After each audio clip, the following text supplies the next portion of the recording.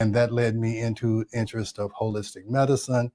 And then that led me into writing, me and my wife writing 2 books called Are Your Hormones Making You Sick? And the other book, The Stress Connection.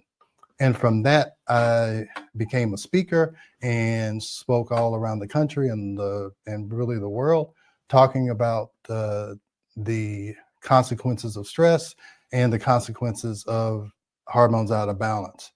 And from that, I became what I want to be called as a healer. And healing is comprehensive. And that's what we're going to talk about in this podcast, is how to heal our body, mind, and our spirit. And that is what this podcast is all about. So I wanted to give you a little explanation in case you were new to our podcast. This is our 4th episode. I'm excited because we made it this far. I'm more comfortable with this form of communication because deep down, I'm a communicator. Communicators try to make difficult subjects simple, where educators make simple subjects complicated. So I always want to communicate in the simplest way possible. And I'm so happy that we have this medium that allows me to do that. So today, finally, we're going to talk about what I call functional medicine. I kind of transitioned from conventional medicine to functional medicine. Functional medicine and holistic medicine, integrative medicine are all kind of the same. And now, and then a little while later, we're going to even talk about energy medicine. That's what I'm really kind of converting myself into, is to understanding energy and quantum physics. But for now, like always, we got to start at the beginning. So everybody knows what conventional medicine is. And I think most people who are listening to this or looking at this, they know that our medical system is not quite what it's all cracked up to be. I will tell you from my perspective as a physician, when I was practicing conventional medicine, I was frustrated. I didn't have enough time to talk to the patients. I felt like I was just doing things over and over again without much thought to it. It's just, you gave birth control pills, you did pap smears, you did hysterectomies, you delivered babies. To me, I was frustrated and I was kind of bored. And I could tell my patients were frustrated because I wasn't really helping them. And the patient that I knew I wasn't helping is my wife, when she started having these issues, and the things that I learned in medical school just did not work. And so I changed into functional medicine, understanding how the body functions. And what I'm going to talk about today is that this is not new. Some people think, oh, this new wave doctor, he's doing all of this new kind of crazy stuff. Well, it's not new. I'll tell you what is new is allopathic medicine. Allopathic medicine came about in 1930 with this thing called the Flexner Report, which we're going to talk about today.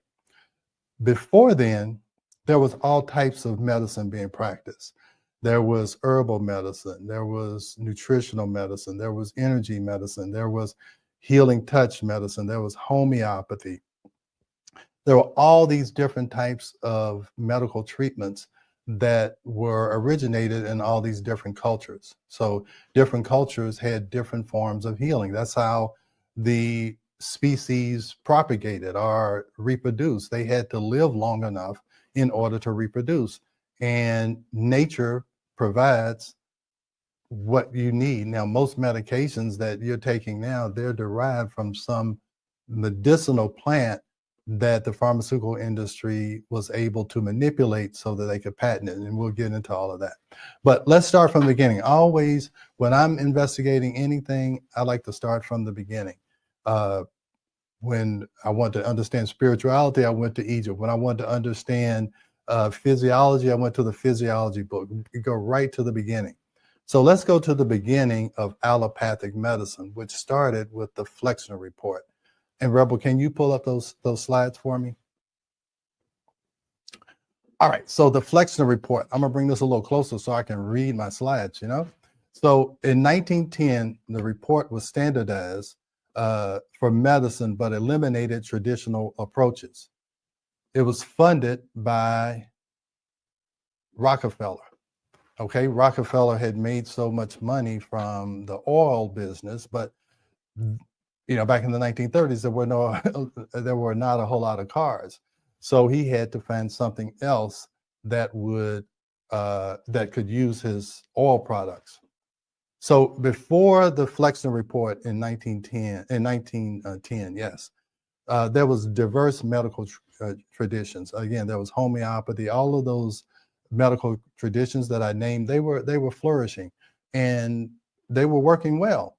It wasn't that people were dying on the street. It wasn't that these herbs were killing people, or laying on of hands, or faith healing, or trances that some of the shamans would put people in to heal them. Nobody was getting hurt by these. Nobody was dying. So we didn't need to reform medicine because we wanted to improve health. The people who reformed medicine, they wanted to improve profit, not health. Okay. So what they did was they imposed standardized laboratory-based curriculum, this double-blind placebo-controlled study.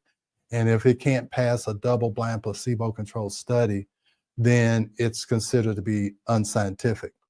So what happened is that that Rockefeller, he started the Carnegie Institute, and the Carnegie Institute started investigating how chemicals and drugs, they partnered with DuPont in order to make drugs, in order to corner the medicine market. Okay, that was their goal. How do we control medicine? Because they saw it was huge profits in this. Okay, so what they did was they wanted, yes. Two questions. Is this when you've noticed a shift from actually healing medicine to let's keep people sick to make money off of medicine? And exactly. You can't sell drugs if people aren't sick. And here's the deal.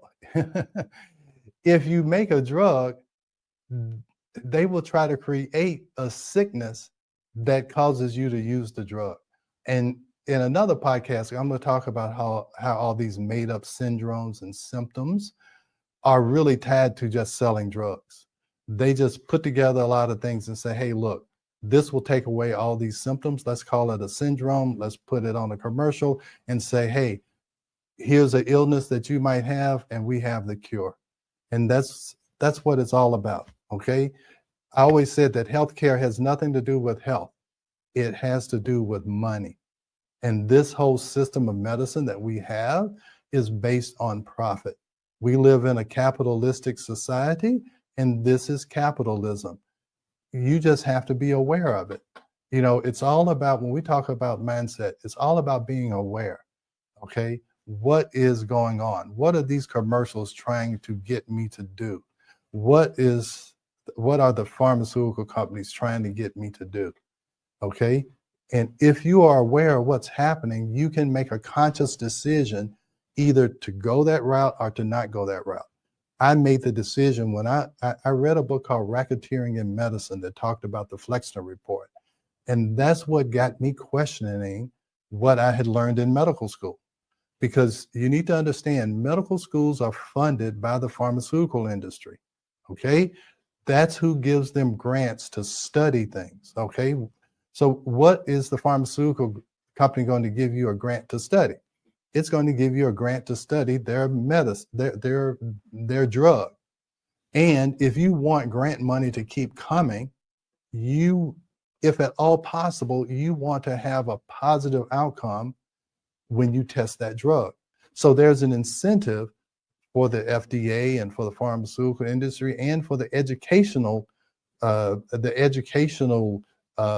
business, our medical schools, to look positively on drugs, because that's where their profit comes from, and to look negatively on the competition, which is functional medicine.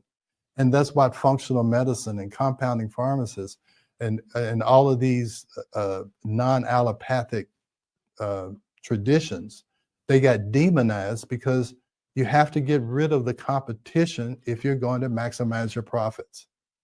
Okay. Now, Rebel, if you're a business person, that makes perfect sense. Is that correct? It seems like they're crooked business people, but yes, I mean, the business platform that is the platform to make business work. Yes.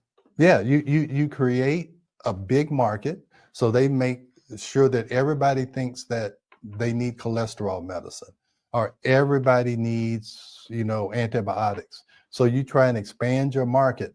Even with the opioid crisis, if you saw any of the documentaries on Netflix,